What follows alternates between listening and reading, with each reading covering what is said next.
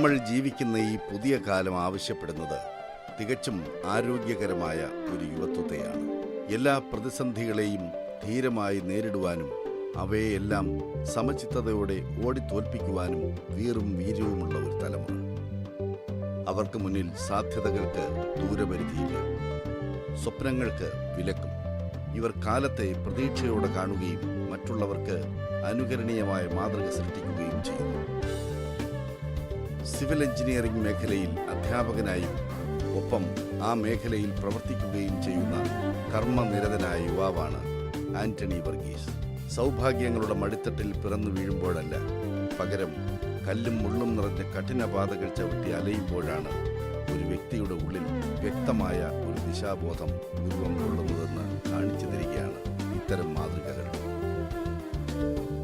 അഞ്ചു വിളക്കിന്റെ നാട് എന്നറിയപ്പെടുന്ന ചങ്ങനാശ്ശേരിയിലെ പറാൽ എന്ന ഗ്രാമത്തിൽ ജനിച്ചു വളർന്ന ആന്റണിയിൽ ഒരു എഞ്ചിനീയർ ആകണമെന്ന ആഗ്രഹം കുട്ടിക്കാലത്തെ തന്നെ ഉണ്ടായിരുന്നു.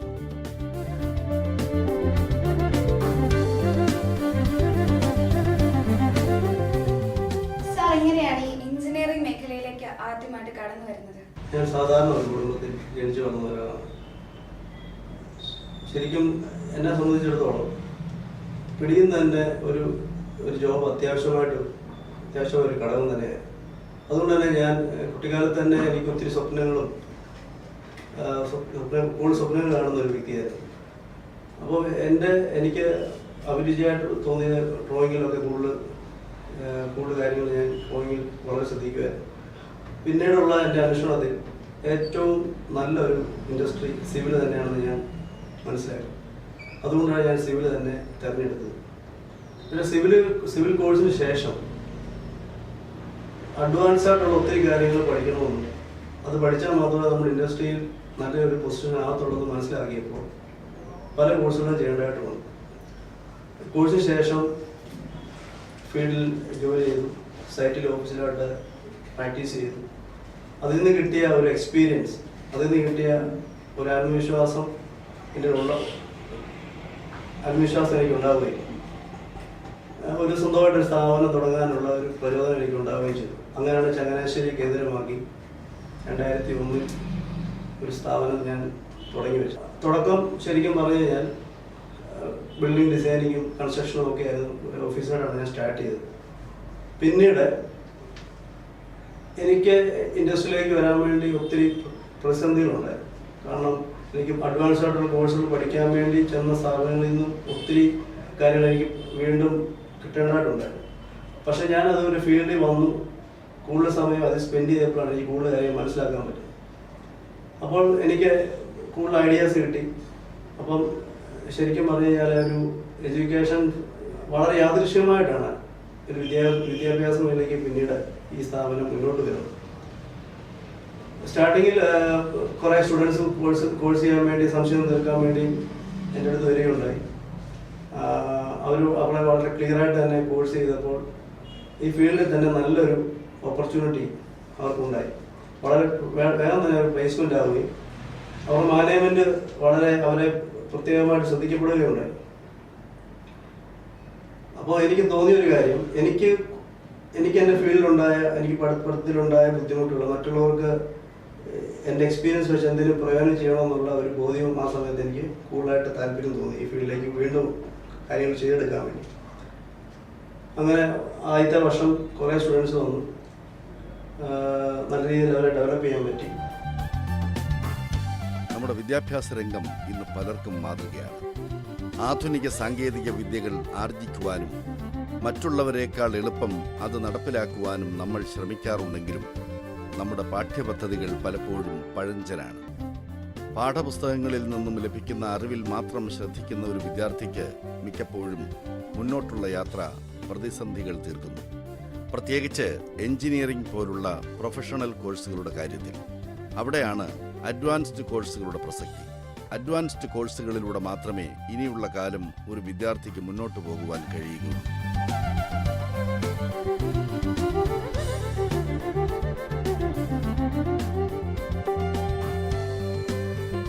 അഡ്വാൻസ് കോഴ്സുകൾ ചെയ്താൽ മാത്രമേ ഇനി സിവിൽ എഞ്ചിനീയർ മേഖലയിൽ മുന്നോട്ട് പോകാൻ സാധിക്കൂ എന്ന് സാറിന് എപ്പോഴാണ് മനസ്സിലായത്? ആ സാഹചര്യം എന്തായിരുന്നു? സിവിൽ കോഴ്സ് കംപ്ലീറ്റ് ചെയ്തിട്ട് ഞാൻ ശരിക്കും ഇൻഡസ്ട്രിയിലേക്ക് വരുമ്പോൾ എനിക്ക് ഒത്തിരി ശരിക്കും ആ ഫീൽഡിലേക്ക് മുന്നോട്ട് പോകാൻ വേണ്ടി ഒത്തിരി പ്രതിസന്ധി ഉണ്ടായിരുന്നു. ശരിക്കും ഞാൻ മനസ്സിലാക്കിയിടത്തോളം പുതിയ പുതിയ പുതിയ ഇൻഡസ്ട്രി കുറച്ചും ചേഞ്ചായി. വളരെ ഫാസ്റ്റായിട്ടുള്ള കാര്യങ്ങൾ, വളരെ ഫാസ്റ്റായിട്ട് വർക്ക് ചെയ്യണം എന്നുള്ള ലെവലിലേക്ക് വന്നു. അപ്പോൾ പുതിയ ടെക്നോളജി വന്നു കഴിഞ്ഞു. CAD എന്ന് പറഞ്ഞ കമ്പ്യൂട്ടർ എയ്ഡഡ് ഡിസൈൻ വളരെ ഫാസ്റ്റായിട്ടുള്ള കാര്യങ്ങൾ ഡിസൈൻ ചെയ്യാനും ക്ലയൻറ്റ് പ്രസൻറ്റ് ചെയ്യാനുള്ള ശരിക്കും ഒരു ടെക്നോളജി ഡെവലപ്പായത്. അപ്പോൾ അത് മനസ്സിലാക്കിക്കൊണ്ട് ഞാൻ ശരിക്കും അതിലേക്ക് കോൺസെൻട്രേറ്റ് ചെയ്തു. അതിൻ്റെ ഫലമായിട്ട് പല ആർക്കിടെക്ട്സിലൂടെ എഞ്ചിനീയേഴ്സിലൂടെ കുറേ കാര്യങ്ങൾ എനിക്ക് പഠിക്കാനും അതിൽ കൂടുതൽ കോൺസെൻട്രേറ്റ് ചെയ്യാനും സാധിച്ചു. അതുകൊണ്ടാണ് ശരിക്കും പറഞ്ഞാൽ സാധാരണ നമുക്ക് ഒരു കോഴ്സിൽ നിന്ന് കിട്ടുന്നത് ഒരു ഇൻഡസ്ട്രിയെ വർക്ക് ചെയ്യാൻ പറ്റുന്ന ഒരു ലെവലിലല്ല ഒരു കോഴ്സ് നമുക്ക് കിട്ടുന്നത്. അതിൽ നമ്മൾ ഒത്തിരി ഒരു ഫീൽഡിൽ കൂടെ നമുക്ക് ഒത്തിരി കാര്യങ്ങൾ പഠിച്ചെടുക്കാനുണ്ട്. ഒരു കോഴ്സ് കൊണ്ട് മാത്രം നമുക്ക് ഒരു ഇൻഡസ്ട്രിയിൽ നമ്മുടെ കഴിവ് തെളിയിക്കാൻ സാധിക്കത്തില്ല. ശരിക്കും എൻ്റെ അനുഭവ പരിചയമാണ് എനിക്ക് കിട്ടിയ, എൻ്റെ ഫീൽഡിൽ നിന്ന് കിട്ടിയ അനുഭവ പരിചയമാണ് എനിക്ക് മുന്നോട്ടുള്ള എല്ലാ കാര്യങ്ങൾക്കും മുന്നോട്ടുള്ള എൻ്റെ വിജയത്തിന് ഏറ്റവും പ്രചോദനമായത്. ഈ ഉള്ള എക്സ്പീരിയൻസ് ആണ് എനിക്ക് കിട്ടിയ, ഫീൽഡിൽ നിന്ന് കിട്ടിയ അഡ്വാൻസ്ഡുള്ള കാര്യങ്ങൾ കിട്ടിയതിൻ്റെ ഫലമായിട്ടാണ് എനിക്ക് മുന്നോട്ട് എല്ലാ കാര്യം ചെയ്യാൻ പറ്റുന്നത്. എഞ്ചിനീയറിംഗ് പോലുള്ള പ്രൊഫഷണൽ കോഴ്സുകൾക്ക് ഇന്ന് ഒഴിവാക്കാനാവാത്ത കാര്യങ്ങളാണ് ഇന്റർനെറ്റും കമ്പ്യൂട്ടറുമെല്ലാം. ലോകത്തിന്റെ ഗതിവിഗതികളെ മൊത്തം നിയന്ത്രിക്കുന്നത് ഇത്തരം സാങ്കേതിക വിദ്യകളാണ്. ഇവയിൽ അറിവ് നേടുമ്പോൾ മാത്രമേ ഒരു മികച്ച വിദ്യാർത്ഥി രൂപം കൊള്ളുകയുള്ളൂ. ഒരു അധ്യാപകൻ എന്ന നിലയിൽ ഇത്തരം മാറ്റങ്ങളെ നിരന്തരം ശ്രദ്ധിക്കുകയും അവയെ ഉൾക്കൊള്ളുകയും ചെയ്താൽ മാത്രമേ ഈ രംഗത്ത് നേട്ടങ്ങൾ കൈവരിക്കാൻ സാധിക്കുകയുള്ളൂ. അത്തരമൊരു ജാഗ്രത ആന്റണി വർഗീസും പുലർത്തി വരുന്നു. അറിവെന്നാൽ അത് വെറും പാഠപുസ്തകങ്ങളിൽ മാത്രം ഒതുങ്ങുന്ന ഒന്നല്ല. പാഠപുസ്തകങ്ങളിൽ നിന്ന് കിട്ടുന്ന അറിവിനോടൊപ്പം തന്നെ ഒരു വിദ്യാർത്ഥിക്ക് പ്രാക്ടിക്കൽ നോളജും ഉണ്ടാകേണ്ടതുണ്ട്. പ്രത്യേകിച്ച് സിവിൽ എഞ്ചിനീയറിംഗ് പോലുള്ള പഠന മേഖലകളിൽ. ലോകത്തെമ്പാടും ഉണ്ടാകുന്ന പുതിയ നിർമ്മാണ രീതികളെല്ലാം ഇത്തരം അനുഭവ പാഠങ്ങളിൽ നിന്ന് നേടുവാൻ കഴിയുകയുള്ളൂ. ഈ പാഠപുസ്തകത്തിൽ നിന്നുള്ള പഠനത്തിനകത്ത് പ്രാക്ടിക്കൽ നോളജിനുള്ള പ്രാധാന്യം എന്താണ്? തീർച്ചയായിട്ടും നമുക്ക് ഒരു കോഴ്സ് ചെയ്യുമ്പോൾ ഇൻഡസ്ട്രി എന്നാന്ന് ശരിക്കും പറഞ്ഞാൽ മനസ്സിലാക്കാൻ പറ്റുന്നില്ല. ഒരു ബേസിക്സ് കാര്യങ്ങൾ മാത്രമാണ് നമുക്ക് അതിൽ നിന്ന് കിട്ടുന്നത്. അപ്പം ശരിക്കും നമ്മൾ ഇൻഡസ്ട്രിയിലേക്ക് വരുമ്പോൾ വിഷ്വലായിട്ട് കാര്യങ്ങൾ കണ്ട് മനസ്സിലാക്കാനും അത് സോൾവ് ചെയ്യാനും അതിൻ്റെ പോരായ്മകൾ മനസ്സിലാക്കി നമുക്ക് സോൾവ് ചെയ്യാൻ പറ്റും. അത് തന്നെയാണ് നമ്മുടെ ശരിക്കും പറയുക എക്സ്പീരിയൻസ്. എപ്പോഴും നമ്മളൊരു സംഭവം ഡ്രോയിങ് ഷീറ്റ് വരയ്ക്കുന്ന പോലെയല്ല, നമ്മൾ ശരിക്കും ആ സൈറ്റിനോട് ബന്ധപ്പെട്ടോ അല്ലെങ്കിൽ ഒരു വർക്കിനോട് ബന്ധപ്പെട്ടോ നമ്മൾ അത്രയ്ക്കും ആ വർക്കിനെ കുറിച്ച് മനസ്സിലാക്കി ചെയ്യേണ്ട കാര്യമാണ്. ശരിക്കും നമ്മൾ കാര്യം പഠിക്കുമ്പോൾ അത് ശരിക്കും പറയാൻ കോപ്പി ചെയ്യണം. നമ്മൾ പഠിക്കുന്നു, അതുപോലെ തന്നെ അത് ആഡ് ചെയ്യുന്നു. പക്ഷെ ഒരിക്കലും നമ്മൾ ഇൻഡസ്ട്രിയിലൂടെ വരുമ്പോൾ അങ്ങനെയല്ല. നമ്മൾ കാര്യങ്ങൾ മനസ്സിലാക്കി സോൾവ് ചെയ്യേണ്ടതായിട്ട് ഒരു ഘട്ടത്തിലേക്കാണ് വരുന്നത്. ഇൻഡസ്ട്രി എന്ന് പറയുമ്പോൾ മെയിനായിട്ട് അതാണ് നമ്മൾ ഉദ്ദേശിക്കുന്നത്. അപ്പം ആ ഇൻഡസ്ട്രിയിലേക്ക് വന്നു കഴിയുമ്പോൾ ശരിക്കും നമ്മൾ കൂടുതൽ നമ്മുടെ ഫീൽഡായിട്ട് ബന്ധപ്പെട്ട് നിൽക്കുന്ന സാഹചര്യത്തിൽ നമുക്ക് കൂടുതൽ കാര്യങ്ങൾ മനസ്സിലാക്കാനും അതിൻ്റെ പ്രാധാന്യം മനസ്സിലാക്കി നമുക്ക് കൂടുതൽ കാര്യങ്ങൾ ചെയ്തെടുക്കാൻ പറ്റും. പാഠപുസ്തകത്തിലെ അറിവെന്ന് പറഞ്ഞു കഴിഞ്ഞാൽ ശരിക്കും സ്വാഭാവികമായിട്ട് നമുക്ക് ജസ്റ്റ് ഒരു ബേസിക് നോളജ് മാത്രമേ ഫീൽഡിൽ കിട്ടുന്നു. ശരിക്കും നമ്മൾ മനസ്സിലാക്കേണ്ട കാര്യം ഒരിക്കലും ഒരു സിലബസ് അപ്ഡേറ്റ് ആകുന്നില്ല. പക്ഷെ നമ്മുടെ ഇൻഡസ്ട്രി വളരെ ഓരോ സമയത്തും നമ്മൾ മാറിക്കൊണ്ടിരിക്കുകയാണ്. അപ്പം ആ വരുന്ന ആ മാറ്റത്തിനനുസരിച്ച് നമുക്ക് കാര്യങ്ങൾ ചെയ്യണമെന്നുണ്ടെങ്കിൽ ശരിക്കും നമുക്ക് പറയാൻ പറ്റുള്ള അറിവ് തന്നെ ഉണ്ടായിരിക്കണം. ശരിക്കും അതുകൊണ്ടാണ് എക്സ്പീരിയൻസിന് കൂടുതൽ പ്രാധാന്യം നമ്മൾ കൊടുക്കുന്നത്. ഒരു ഫീൽഡിലേക്ക് വന്നു കഴിയുമ്പം നിലവിലുള്ള അല്ലെങ്കിൽ ആ കാലഘട്ടത്തിലുള്ള വർക്കുകളെ കുറിച്ചുള്ള നല്ല നോളജ്, വരാൻ എന്ത് ഇരിക്കുന്നു അതിനെക്കുറിച്ചുള്ള ഒരു ദീർഘവീക്ഷണവും നമുക്ക് തീർച്ചയായിട്ടും ഉണ്ടായിരിക്കണം.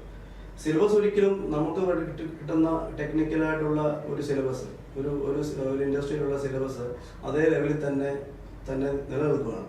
അതുകൊണ്ട് ശരിക്കും ഈ ഫീൽഡിലേക്ക് വരുന്നവർക്ക് അഡ്വാൻസ്ഡുള്ള കാര്യങ്ങൾ പഠിക്കാനും കൂടുതൽ കാര്യങ്ങൾ നമ്മുടെ ഫീൽഡ് വഴി അല്ലെങ്കിൽ ഫീൽഡോട്ട് ഇറങ്ങിയിട്ട് പഠിക്കാനും വളരെ കാര്യങ്ങളുണ്ട്.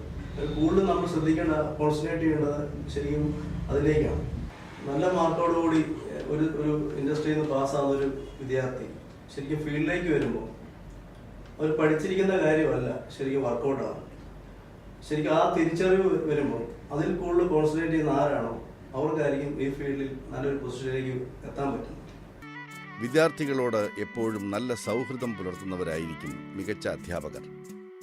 അവർ കുട്ടികൾക്കൊപ്പം സഞ്ചരിക്കുകയും അവർക്ക് നല്ലൊരു മാതൃക കാണിച്ചു കൊടുക്കുകയും ചെയ്യുന്നു.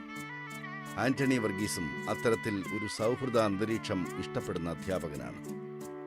ഇദ്ദേഹത്തിന്റെ അധ്യാപന രീതിയും അത്തരത്തിലൊന്നാണ്. സാറിന്റെ ഒരു അധ്യാപന രീതി എങ്ങനെയാണ്? എനിക്ക് കിട്ടിയ എക്സ്പീരിയൻസ്, വീട്ടിൽ നിന്ന് എക്സ്പീരിയൻസ് വെച്ചാണ് ഞാൻ സിലബസ് ക്ലിയർ ചെയ്തിരിക്കുന്നത്. ഇതിന്റെ പ്രത്യേകത തന്നെ കൂടുതൽ സമയം നമുക്ക് സെർവ് ചെയ്യാൻ പറ്റും. സാധാരണ ഒരാൾ 1 hour കൊണ്ട് ചെയ്യുന്ന കോഴ്സ് ഒരു 5 minutes കൊണ്ട് നമുക്ക് ചെയ്യാൻ പറ്റും. ഇപ്പോഴത്തെ വളരെ ഫാസ്റ്റായിട്ട് പോകുന്ന യുഗത്തിൽ അത് വളരെ അത്യന്താപേക്ഷിതമാണ്. കാരണം മാനുവൽ വളരെ ശ്രദ്ധിക്കപ്പെടുന്ന ഒരു ഘടകമാണ്. വളരെ ഫാസ്റ്റായിട്ട് വർക്ക് ചെയ്യുക, ആക്യുറസി ഉണ്ടാക്കുക. ശരിക്കും പറഞ്ഞാൽ ഞങ്ങൾ ക്ലാസ് എടുക്കുമ്പോൾ തന്നെ, പ്ലാനിംഗ് ഗ്രൂപ്പിൽ ക്ലാസ് എടുക്കുമ്പോൾ തന്നെ നമ്മൾ ഇൻഡസ്ട്രിയെ ബന്ധപ്പെടുത്തി ഇൻഡസ്ട്രി എന്നാണ് മനസ്സിലാക്കിയാണ് നമ്മൾ പഠിപ്പിക്കുന്നത്. ജസ്റ്റ് ഒരു ബേസിക് കോഴ്സായിട്ട് മാത്രമല്ല. CAD എന്ന് പറയുമ്പോൾ ഒരു മീഡിയം മാത്രമോ, നമ്മുടെ ഫീൽഡ് എന്നാന്ന് മനസ്സിലാക്കണം, നമ്മുടെ ഇൻഡസ്ട്രി എന്നാന്ന് മനസ്സിലാക്കി അത് സോൾവ് ചെയ്യാൻ പറ്റണം. അപ്പം ആദ്യം നമ്മൾ പ്രിപ്പയർ ചെയ്യുന്നത് ശരിക്കും പറഞ്ഞാൽ ഒരു ഇൻ്റർവ്യൂ എങ്ങനെ ഫേസ് ചെയ്യാൻ പറ്റും, ഒരു ഇൻ്റർവ്യൂ എങ്ങനെ അറ്റൻഡ് ചെയ്യാൻ പറ്റും. അതിനകത്ത് ഏറ്റവും മെയിനായിട്ടുള്ളൊരു ഘടകം വളരെ ഫാസ്റ്റായിട്ട് വളരെ കുറഞ്ഞ സമയം കൊണ്ട് കൂടുതൽ വർക്ക് ചെയ്യുക എന്നുള്ളതാണ്.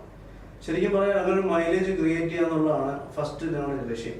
അതുകൊണ്ട് തന്നെ ഒരു 4 പേര് ചെയ്യുന്ന വർക്കൊക്കെ ഒറ്റയ്ക്ക് ചെയ്യാൻ കപ്പാസിറ്റി ഉള്ള സ്റ്റുഡൻസ് ആക്കി മാറ്റുക. രണ്ടാമത് ഞങ്ങൾ ചെയ്യുന്നത് ഫീൽഡിനെ കുറിച്ച് കൂടുതൽ നോളജ് കൊടുക്കുക. ഇൻഡസ്ട്രിയെ കുറിച്ച് കൂടുതൽ നോളജ് കൊടുത്തു കഴിഞ്ഞാൽ വർക്ക് വളരെ ഫാസ്റ്റ് ആക്കാൻ പറ്റും. ശരിക്കും ഈ ടെക്നോളജി ഒരു ബേസിക് കോഴ്സ്, കമ്പ്യൂട്ടർ കോഴ്സ് ചെയ്യുമ്പോൾ അതിനായിട്ടുള്ള ഒരു ശരിക്കും സിസ്റ്റമാറ്റിക്കായിട്ട് ചെയ്ത് കഴിഞ്ഞാൽ ഒരു സ്പീഡ് ഡെവലപ്പ് ചെയ്യാൻ പറ്റും. പിന്നെ കൂടുതൽ ഇൻഡസ്ട്രി എന്നാണ് കൂടുതൽ മനസ്സിലാക്കി കഴിഞ്ഞാൽ കുറച്ചുകൂടെ സ്പീഡ് നമുക്ക് ഡെവലപ്പ് ചെയ്യാൻ പറ്റും. അങ്ങനെ ഒരു ടീച്ചിങ് മെത്തേഡ്സ് ആണ് ശരിക്കും പ്ലാനേഴ്സും ഞങ്ങൾ ഫോളോ ചെയ്യുന്നത്. അതുകൊണ്ട് തന്നെ ശരിക്കും പറഞ്ഞാൽ ഈ ഫീൽഡിലേക്ക് പിടിയുന്ന തന്നെ പിള്ളേർ പ്ലേസ്മെന്റ് ആകാറുണ്ട്. മാനേജ്മെന്റ് വളരെ ഹാപ്പിയാണ്. അവർ ചോദിക്കാറുണ്ട് നിങ്ങൾക്ക് ഈ എക്സ്പീരിയൻസ് എവിടെ നിന്നാണ് കിട്ടിയിരിക്കുന്നത്. ശരിക്കും ഫീൽഡിൽ നിന്ന് കിട്ടിയ എക്സ്പീരിയൻസ് കൊണ്ട് മാത്രമാണ് ഞങ്ങൾ ചെയ്യാൻ പറ്റുന്നത്. കാരണം സാധാരണ ഇൻസ്റ്റിറ്റ്യൂട്ടിൽ കോഴ്സ് ചെയ്യുമ്പോൾ ബേസിക് കോഴ്സ് മാത്രമാണ് കിട്ടുന്നത്. ഒരു ഫീൽഡ് എന്നാണോ, ഇൻഡസ്ട്രിയിൽ എന്തൊക്കെയാണ് ചെയ്യേണ്ടത്, എന്തൊക്കെ സോൾവ് ചെയ്യണം, ക്ലയൻറ്റ്സ് ആവശ്യപ്പെടുന്നത് എന്താണ്, പ്രസൻറ്റേഷൻ എന്നാണ്, വർക്കിംഗ് ഡ്രോയിങ് എന്നാണ്, ഇതൊക്കെ ശരിക്കും പറയാൻ അത്ര ഡീറ്റെയിൽ ആയിട്ട് പറഞ്ഞു തരാനുള്ള അധ്യാപകർ കാണണമെന്നില്ല. കാരണം എക്സ്പീരിയൻസ് ഉള്ളവർ ടീച്ച് ചെയ്യാൻ ഇപ്പോൾ ഇല്ല. അവരവിടെ ഇൻഡസ്ട്രിയിൽ ജോലി ചെയ്യാൻ പോവാണ്. നമ്മളിവിടെ വർക്ക് ചെയ്യുന്നു, പ്ലാൻ ചെയ്ത് കൊടുക്കുന്നു, ഡിസൈൻ ചെയ്യുന്നു, സൈറ്റ് സൂപ്പർവൈസ് ചെയ്യുന്നു. നമ്മൾ ഫീൽഡായിട്ട് നല്ല ബന്ധപ്പെട്ട് നിൽക്കുകയാണ്. പ്രോജക്ട്സ് ധാരാളം ഉണ്ട്. ശരിക്കും പറഞ്ഞാൽ അങ്ങനെ ആ എക്സ്പീരിയൻസ് വെച്ച കാര്യങ്ങൾ ഷെയർ ചെയ്യുമ്പോൾ ശരിക്കും നമ്മുടെ ഈ മേഖലയുള്ളവർക്ക് വളരെ സഹായകരമാണ്. അവരുടെ ഫീൽഡിലേക്ക് പിടിയുന്നത് തന്നെ എത്തിപ്പറ്റാൻ ഈ നമ്മുടെ കോച്ചിങ് വളരെ പ്രയോജനകരമാണ്. പിന്നെ ശരിക്കും ഇവിടുന്ന് പഠിച്ചിറങ്ങുന്ന വിദ്യാർത്ഥികൾ ശരിക്കും പറയാൻ പിടിയുന്നത് തന്നെ കുറഞ്ഞ സമയം കൊണ്ട് തന്നെ ഒരു നല്ലൊരു പൊസിഷനിലേക്ക് എത്തുന്നു. ആ ഓഫീസിൻ്റെ നല്ലൊരു ലെവലിലേക്ക് നല്ലൊരു ഇൻക്രിമെൻറ്റ്, ഏറ്റവും കുറഞ്ഞ സമയം കൊണ്ട് കൂടുതൽ ഇൻക്രിമെൻറ്റ് കിട്ടുന്നത് ഇങ്ങനെയുള്ള ടെക്നോളജി നമ്മൾ ട്രെയിനിങ് കൊടുക്കുന്നതുകൊണ്ട് മാത്രമാണ്. എഞ്ചിനീയറിംഗ് പോലുള്ള കോഴ്സുകൾ പഠിക്കുകയും അതുമായി ബന്ധപ്പെട്ട തൊഴിലുകളിൽ ഏർപ്പെടുകയും ചെയ്യുന്നവരിൽ പൊതുവെ പ്രകൃതിബോധം കുറഞ്ഞാണ് കാണപ്പെടുന്നത്. ഇതൊരു പോരായ്മയാണ്. എന്നാൽ ചേറും ചെളിയും വയൽപ്പാടങ്ങളുമെല്ലാം നിറഞ്ഞ കാർഷിക അന്തരീക്ഷത്തിൽ വളർന്ന ആന്റണി വർഗീസിന് കൃത്യമായ ഒരു കാഴ്ചപ്പാടുണ്ട്. പ്രകൃതിയെ അമിതമായി വേദനിപ്പിച്ചുകൊണ്ടുള്ള എല്ലാ നിർമ്മാണങ്ങളും അടുത്ത തലമുറയുടെ പ്രതീക്ഷകളെയാണ് ഇല്ലാതാക്കുന്നത്. പ്രകൃതിയെ അറിഞ്ഞു ജീവിക്കേണ്ട ആളാണ് എഞ്ചിനീയർ. എങ്കിൽ മാത്രമേ രാജ്യ പുരോഗതിയെ ലക്ഷ്യം വയ്ക്കുന്ന വികസനങ്ങൾ സാധ്യമാവുകയുള്ളൂ. ഇക്കാലത്ത് പ്രകൃതി സമ്പത്തുകൾ ഗണ്യമായി കുറഞ്ഞുകൊണ്ടിരിക്കുകയാണല്ലോ. അപ്പൊ ഈ സാഹചര്യത്തിൽ പ്രകൃതിയും സമ്പത്തിനെയും സംരക്ഷിച്ചുകൊണ്ട് നിർമ്മാണ പ്രവർത്തനങ്ങൾ സാധ്യമാണ്. ശരിക്കും മലയാളി ഏറ്റവും കൂടുതൽ ഇൻവെസ്റ്റ് ചെയ്യുന്നത് അവരുടെ ബിൽഡിങ്ങിലാണ്. അപ്പോൾ അവരുടെ സ്വപ്നം തന്നെ ഒരു ജോലി കിട്ടിയാൽ അവരുടെ ആദ്യത്തെ സ്വപ്നം തന്നെ നല്ലൊരു ഭവനം നിർമ്മിക്കുക എന്നുള്ളതാണ്. അപ്പോൾ അതിനകത്ത് ചിന്തിക്കേണ്ട കാര്യം ഫസ്റ്റ് നമ്മുടെ ബഡ്ജറ്റ്, നമ്മളൊരു സ്വപ്നം മാത്രമല്ല, നമ്മുടെ റിക്വയർമെൻറ്റ്സ്, നമ്മുടെ സൗകര്യം അനുസരിച്ചുള്ള ഒരു വീടാണ് നമുക്ക് ആവശ്യം. അത് മോടി പിടിപ്പിക്കാനാണെങ്കിൽ ക്യാഷ് കൊണ്ട് എന്തും മോടി പിടിപ്പിക്കാം. പക്ഷേ അത് മെയിൻറ്റെയിൻ ചെയ്യാൻ അതിന് കൂടുതൽ മെറ്റീരിയൽസ് ആവുന്നതുകൊണ്ട് തന്നെ നമുക്ക് കൂടുതൽ ക്യാഷ് ഉണ്ടെങ്കിൽ ക്യാഷ് അവർക്ക് എന്തും ചെയ്യാമെന്നുള്ള ലെവലിലേക്ക് വരുമ്പോൾ തന്നെ നമ്മുടെ ശരിക്കും പറഞ്ഞാൽ അത്രയും മെറ്റീരിയൽസ് അവിടെ ആവശ്യമില്ലാതെ ഉപയോഗിക്കപ്പെടുകയാണ്. അപ്പോൾ നമുക്ക് വേണ്ട റിക്വയർമെൻറ്റ്സ് അനുസരിച്ച് ബിൽഡിങ് ചെയ്യുകയും ശരിക്കും പറഞ്ഞാൽ നമ്മളൊരു സൈറ്റ് മെഷർമെൻറ്റ്സ് എടുക്കുമ്പോൾ തന്നെ അതിലുള്ള വൃക്ഷങ്ങൾ നിലനിർത്തി ചെയ്യാൻ പറ്റുന്ന അവോയ്ഡ് ചെയ്യാൻ പറ്റുന്നതാണെങ്കിൽ അവോയ്ഡ് ചെയ്യാം. നിലനിർത്തിക്കൊണ്ട് ചെയ്യാൻ പറ്റുന്ന ഒരു പ്ലാൻ രൂപകൽപ്പന ചെയ്യുവാണെങ്കിൽ നമുക്കതും സേവ് ചെയ്യാൻ തീർച്ചയായിട്ടും സാധിക്കും. വെള്ളത്തിൻ്റെ ആണെങ്കിലും പുതിയ ടെക്നോളജി റെയിൻ വാട്ടർ സ്റ്റോറേജ് വെള്ളം തടഞ്ഞു നിർത്തിക്കൊണ്ട് തന്നെ ഭൂമിയിലേക്ക് വെള്ളം നിലനിർവ്വഹണം ഉണ്ടാക്കാനും പുതിയ ടെക്നോളജി പുതിയ നിയമം അനുസരിച്ച് ചെയ്യാൻ പറ്റുവാണെങ്കിൽ കുറേ കാര്യങ്ങൾ നമുക്ക് കൺട്രോൾ ചെയ്യാൻ തീർച്ചയായിട്ടും സാധിക്കും. ഒറ്റയ്ക്കൊരാൾ നേടുന്ന വിജയങ്ങളെക്കാൾ കൂട്ടായ്മകളിലൂടെ നേടുന്ന വിജയങ്ങൾക്ക് ഏറെ പ്രാധാന്യം നൽകുന്നുണ്ട് ആന്റണി വർഗീസ്. ഇനിയുള്ള കാലം അത്തരം വിജയങ്ങളുടേതാണ്. ആവശ്യത്തിനപ്പുറമുള്ള മത്സരങ്ങൾ ഒഴിവാക്കുവാൻ ഇത്തരം കൂട്ടായ്മകൾക്ക് കഴിയും. കേന്ദ്ര സംസ്ഥാന സർക്കാരുകൾ അംഗീകരിച്ച നിരവധി കോഴ്സുകൾക്ക് ആതിഥ്യമരുളുകയാണ് ആന്റണി വർഗീസ്. NCVTയുടെ പരീക്ഷാ കേന്ദ്രങ്ങളിൽ ഒന്നായി ഉയരുവാൻ കഴിഞ്ഞതിന്റെ ധന്യത സ്ഥിരോത്സാഹം കൊണ്ട് നേടുവാൻ കഴിഞ്ഞതാണ്. വലിയൊരു ശിഷ്യസമ്പത്തിന്റെ നിറവിൽ നിൽക്കുമ്പോഴും വിനയാന്വിതനാണ് ഈ അധ്യാപകൻ. കൂട്ടായ്മയിൽ വിശ്വസിക്കുന്ന ആളാണല്ലോ. അപ്പോൾ എങ്ങനെയാണ് ആ കൂട്ടായിട്ടുള്ള ഒരു പ്രവർത്തനം മുന്നോട്ട് കൊണ്ടുപോകുന്നത്? ഒരു സ്ഥാപനത്തിൽ ശരിക്കും ഒരു വ്യക്തിക്ക് പ്രാധാന്യമില്ല. ശരിക്കും ഒരാളുടെ കഴിവല്ല മറ്റൊരാൾക്കുള്ളത്. അപ്പോൾ അത് നമ്മൾ തിരിച്ചറിഞ്ഞുകൊണ്ട് ഓരോരുത്തർക്ക് വേണ്ട ജോലികൾ നമ്മൾ ക്രമപ്പെടുത്തുകയാണ് ചെയ്യുന്നത്. അവരെ പ്രോത്സാഹിപ്പിക്കുക, അവരുടെ കൂടെ നിൽക്കുക, അവർ തെറ്റുകൾ നല്ല സവനെ പോലെ തിരുത്തി കൊടുക്കുക. അതുകൊണ്ടൊക്കെ അവർക്ക് ശരിക്കും മുന്നോട്ട് അവർക്ക് പല ലക്ഷ്യങ്ങൾ ഉണ്ടാക്കിയെടുക്കാൻ പറ്റും. കാരണം നല്ല സപ്പോർട്ട് നമ്മൾ കൊടുക്കുന്നു. കൂടെ നിൽക്കുന്നവരുടെ കൂടെ നമ്മൾ അവരെപ്പോലെ തന്നെ ഒരു സ്ഥാപനത്തിൻ്റെ ഓണർ എന്നതിനുപരി സ്വന്തം സ്ഥാപനം പോലെ കൂടെ നിന്ന് അവരിൽ ഒരാളായിട്ട് അവരുടെ തെറ്റുകൾ പറഞ്ഞ് അവരെ പ്രോത്സാഹിപ്പിക്കുമ്പോൾ തീർച്ചയായിട്ടും നമുക്ക് നല്ല സപ്പോർട്ട് കിട്ടും. ശരിക്കും പറഞ്ഞാൽ അവിടുത്തെ അധ്യാപകൻ എന്ന് പറഞ്ഞു കഴിഞ്ഞാൽ മറ്റുള്ളവരായിട്ട് വളരെ ഫ്രണ്ട് നല്ലൊരു സുഹൃത്ത് ബന്ധം സൂക്ഷിക്കുന്നവരാണ്. അവരുടെ കാര്യത്തിന് വേണ്ടി അവരുടെ തെറ്റുകൾ മനസ്സിലാക്കി തന്നെ ചിലപ്പോൾ ക്ലാസ് എടുക്കുമ്പോൾ തന്നെ അവരുടെ ഡൗട്ട്സ് അങ്ങോട്ട് ചോദിച്ച് പറഞ്ഞു കൊടുക്കാറുണ്ട്. പല വിദ്യാർത്ഥികളോട് പറയാറുണ്ട് ഇവിടുത്തെ അധ്യാപകരെ കുറിച്ച് വളരെ നല്ല അഭിപ്രായങ്ങൾ പറയാറുണ്ട്. വളരെ ആത്മാർത്ഥതയുള്ള അധ്യാപകരാണ് ഇവിടുത്തെ അധ്യാപകർ, വളരെ ആത്മാർത്ഥതയുണ്ട്. ശരിക്കും പറഞ്ഞാൽ അങ്ങനെ ഒരു കൂട്ടായ പലർക്കും പല കഴിവുകളാണ്. അതെല്ലാം നമ്മൾ സമന്വയിപ്പിച്ചുകൊണ്ട് എങ്കിൽ മാത്രമേ നമുക്ക് സക്സസ് ആകാൻ പറ്റത്തുള്ളൂ. ഒരു വ്യക്തിക്ക് ഒരിക്കലും പ്രാധാന്യമില്ല. എല്ലാവരും കൂടി ചെയ്യുന്ന ഒരു മേഖലയാകുമ്പോൾ നമുക്ക് സക്സസ് ആകാൻ വേണ്ടി വളരെ ഫാസ്റ്റായിട്ട് ചെയ്യാൻ പറ്റും. അത് വളരെ ഇത്ര നാളത്തെ എൻ്റെ അനുഭവം കൊണ്ട് എനിക്ക് ഏറ്റവും കൂടുതൽ മനസ്സിലാക്കാൻ പറ്റിയ ഒരു കാര്യം തന്നെയാണ്. ഒരു അധ്യാപകൻ എന്നതിനപ്പുറം സാർ വിദ്യാർത്ഥികൾക്ക് വേണ്ടി എന്തൊക്കെ സഹായങ്ങളാണ് ചെയ്തു കൊടുക്കുന്നത്?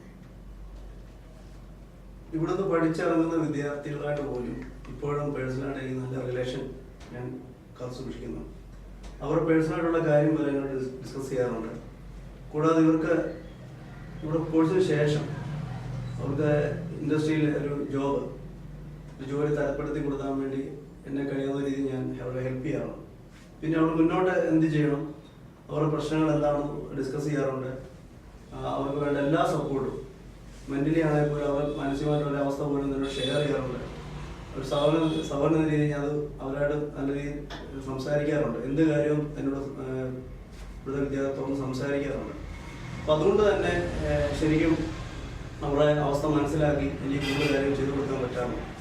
ജോലിയുടെ കാര്യത്തിലാണേലും അവരുടെ മുന്നോട്ടുള്ള ഓരോ കാര്യത്തിലാണേലും പുതിയ കോഴ്സിനെ കുറിച്ചാണേലും എല്ലാ അഡ്വാൻസ് ആയിട്ട് വരുന്ന കാര്യങ്ങൾ പോലും നമ്മൾ ഹെൽപ്പ് ചെയ്ത് കൊടുക്കാറുണ്ട്. അതുകൊണ്ട് ശരിക്കും പറഞ്ഞാൽ നമ്മളുടെ നല്ലൊരു ബന്ധം കോഴ്സിന് ശേഷമാണെങ്കിൽ പോലും കാത്തു സൂക്ഷിക്കാറുണ്ട്. കുടുംബമെന്ന ശക്തിയിൽ ഉറച്ചു വിശ്വസിക്കുന്ന ചെറുപ്പക്കാരുടെ പ്രതിനിധി കൂടിയാണ് ആന്റണി.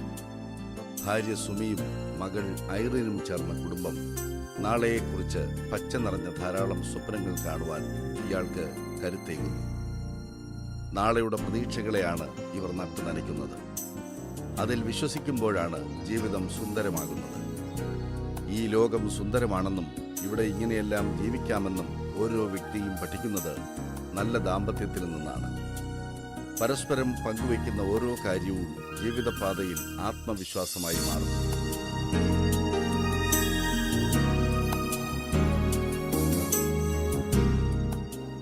ഇതിൻ്റെ മറ്റൊരു തുടർച്ചയാണ് ഈശ്വരവിശ്വാസം. മനുഷ്യരിലെ എല്ലാ നന്മതിന്മകളെയും തിരിച്ചറിയുവാനും അവയോടൊക്കെ പൊറുക്കുവാനും കഴിയുന്ന ഹൃദയവലിപ്പം ഈശ്വര കടാക്ഷത്താൽ മാത്രം നേടുവാൻ കഴിയുന്നതാണ്. ഒരു വെളിച്ചമായി അത് ഉള്ളിലേക്ക് കടക്കുകയും കെടാതെ കത്തിനിന്ന് ഉള്ളിനെ വിശുദ്ധിയിലേക്ക് നയിക്കുകയും ചെയ്യും.